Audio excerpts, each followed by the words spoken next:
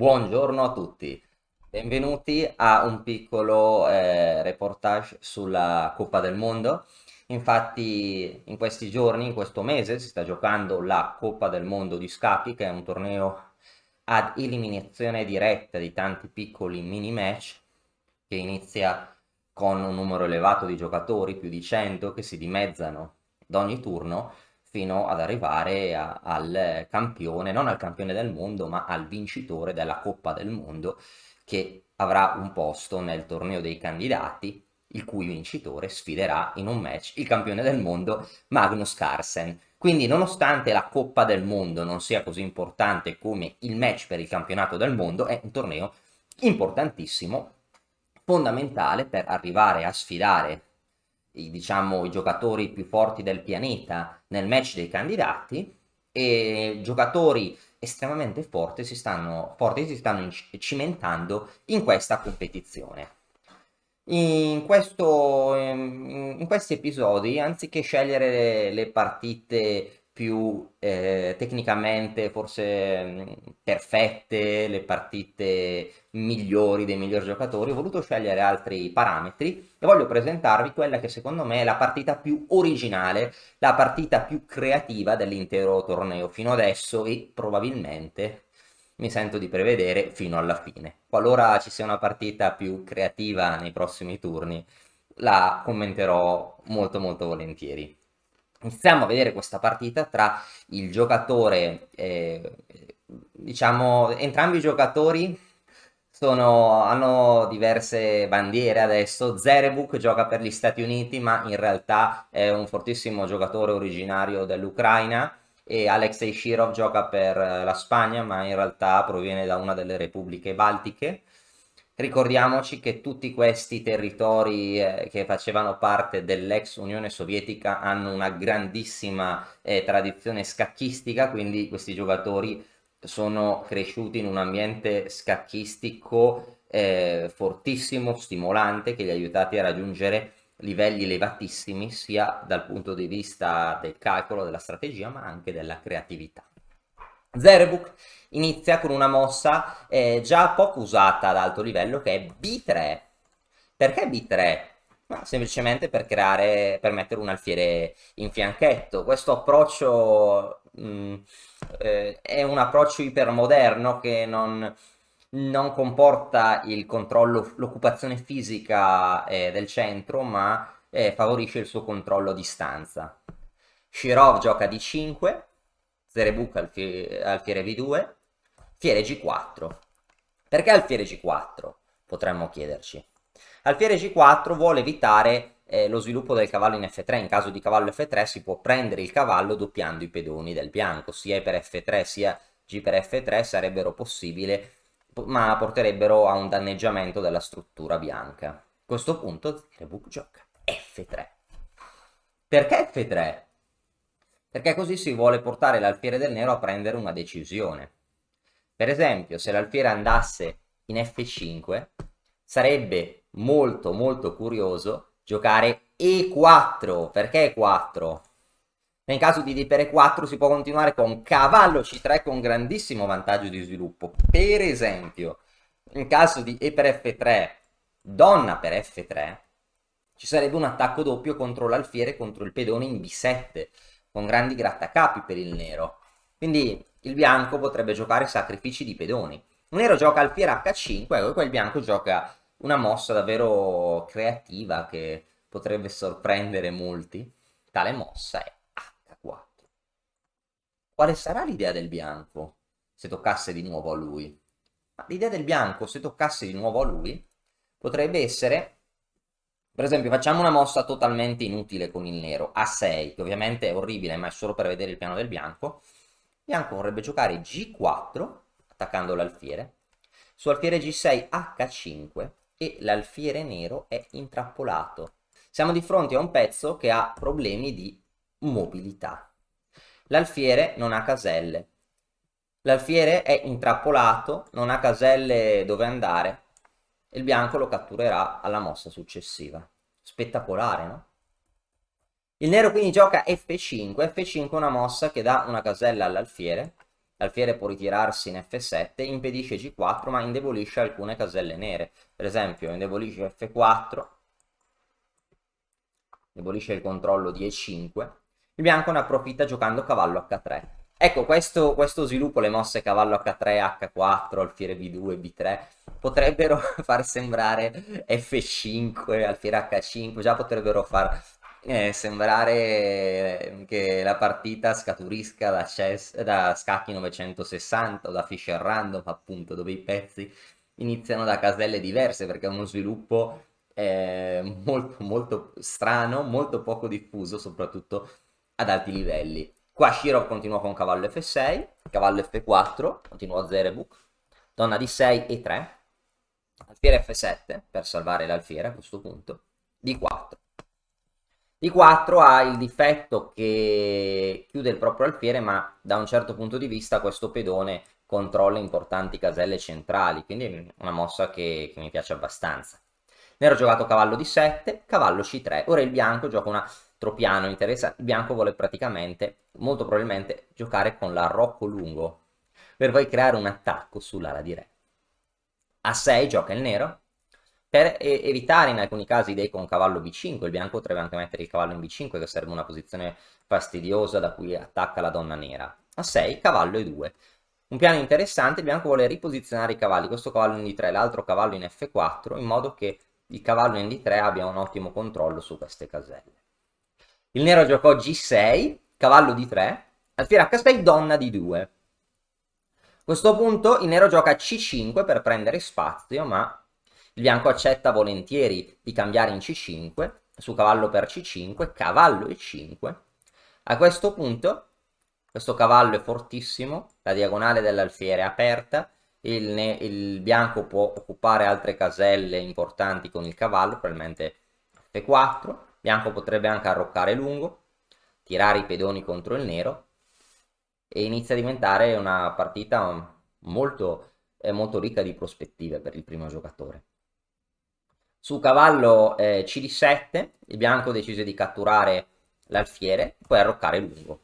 A questo punto il nero prese il centro, quindi il vantaggio del nero è il centro, ma lo svantaggio è la posizione esposta del re, che in F7 è un po', diciamo, sarà vittima di possibili attacchi. Ora il bianco giocò re B1, una mossa difensiva, sposta il re dalla colonna C semiaperta del nero e dalla diagonale C1 H6. Il nero giocò donna C5, il bianco gioca un tratto molto interessante che è F4, la cui idea è aprire la grande diagonale per l'alfiere camposcuro.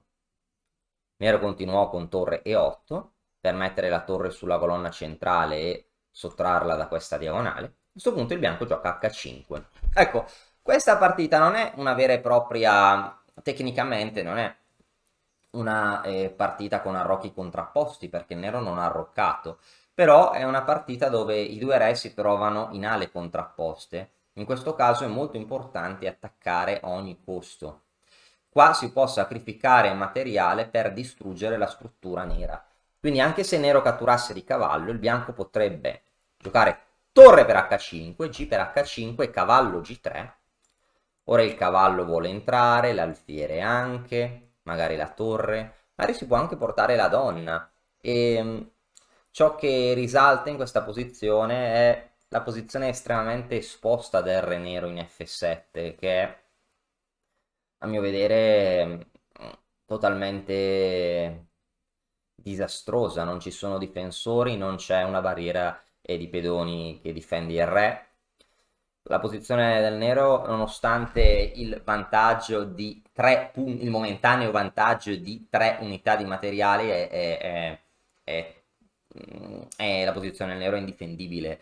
E se qualcuno avesse dei dubbi può provare a giocare questa posizione, ad analizzarla contro il computer, e il nero qualunque cosa faccia non ha la minima possibilità di difendersi.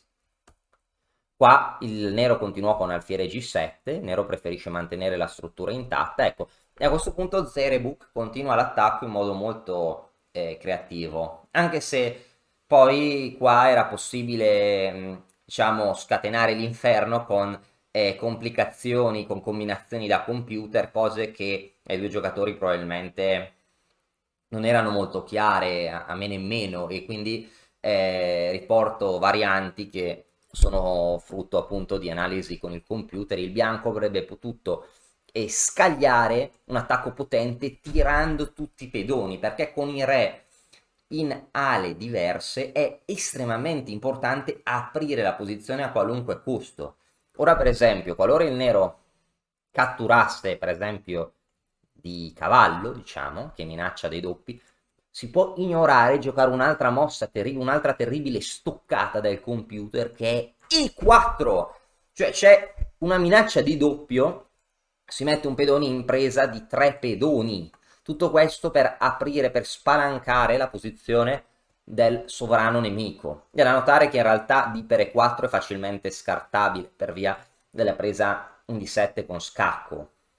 Però altre mosse si possono prendere in considerazione. Per esempio, proviamo a vedere qualche variante carina. Su F per E4 qua si può catturare. Su Re per G6 il Re nero si espone subito, no? Questo porterebbe probabilmente alla sconfitta immediata del nero, che non potrebbe resistere. Quindi il nero probabilmente deve catturare di pedone H. Qua alfiere H3 con l'idea torre G1 è un disastro.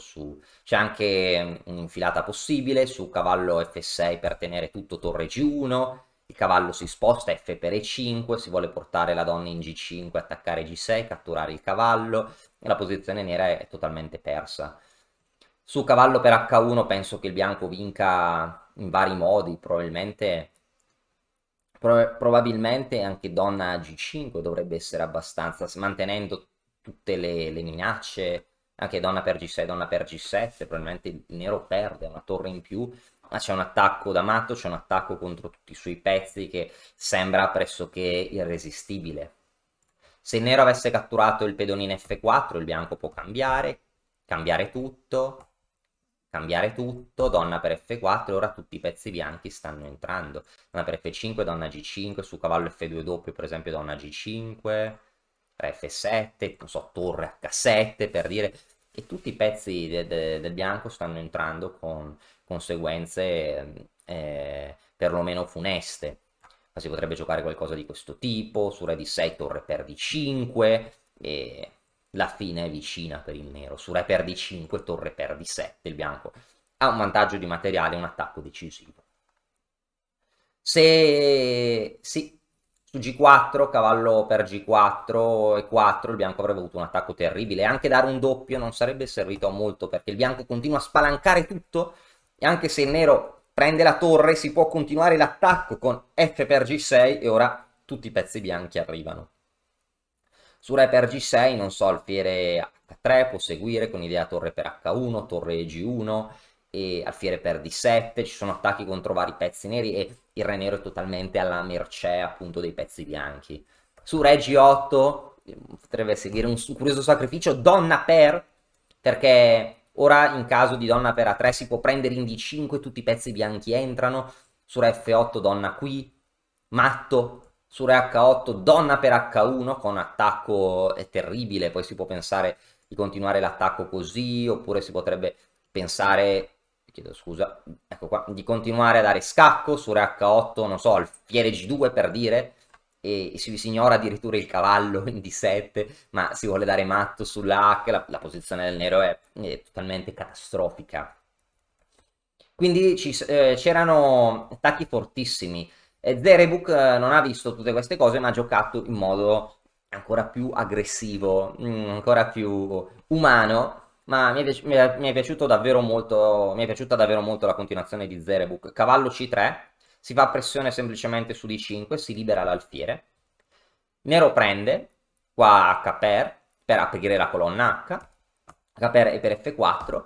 Torre a D8, la torre entra in gioco, ora il bianco gioca una mossa da 2 punti esclamativi che è G4 per aprire le linee contro il re nero. Questa mossa è la chiave per iniziare a distruggere, a demolire la posizione avversaria.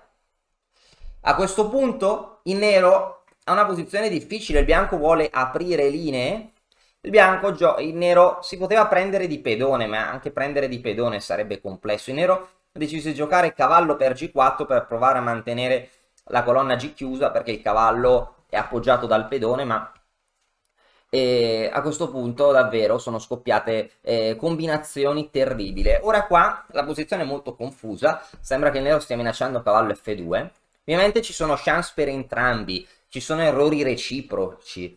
Io non ho scelto questa partita per la sua correttezza tecnica, ho scelto questa partita per la sua originalità, per la sua creatività. Qui il bianco gioca una mossa spettacolare, anche se magari non è forse la migliore in assoluto, è davvero bella perché è una mossa che arriva nell'altra ala, che sembra addirittura indebolire il proprio re. Il bianco giocò B4, bellissima mossa che attacca la donna e la devia su donna per B4. Ora il pedone in D5 non è difeso, lo si può catturare di donna per poi portare anche l'alfiere in attacco, e il nero è destinato a soccombere sulle case bianche. Un matto in F7 o in G8 è inevitabile. Nero giocò donna C6, B5, continuando l'attacco su A per B, alfiere per, tutti i pezzi bianchi entrerebbero in gioco. Nero giocò donna E6 e a questo punto la donna è mal posizionata, è possibile un eventuale attacco a donna e torre, e qua Zerebuk intraprende una combinazione decisiva. Cavallo per D5, punto esclamativo.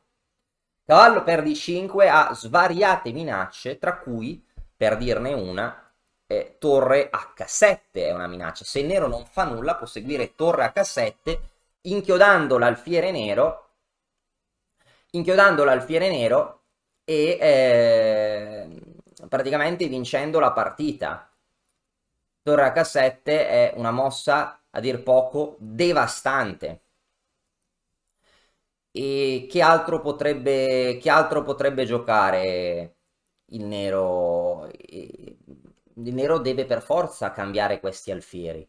Se il nero non cambia questi alfieri, torre H7 lo distrugge. Anche alfiere C4, mettendo l'alfiere su questa diagonale, è a dir poco distruttiva. E qua il nero ha giocato alfiere per B2 e a questo punto la mossa intermedia. Cavallo C7, punto esclamativo. Cavallo C7 dà un doppio, l'alfiere non scappa, la donna non può portarsi in aiuto del proprio alfiere, la posizione nera sta letteralmente crollando. Ora cosa potrebbe giocare il nero?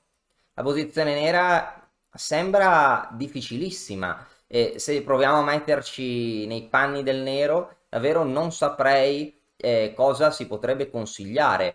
Qua, in questa posizione, il nero ha provato a giocare donne 3 per provare a ridurre la pressione, cambiare le donne, ma ciò non è di aiuto. Il bianco continua il suo attacco, alfiere C4 che sviluppa i pezzi.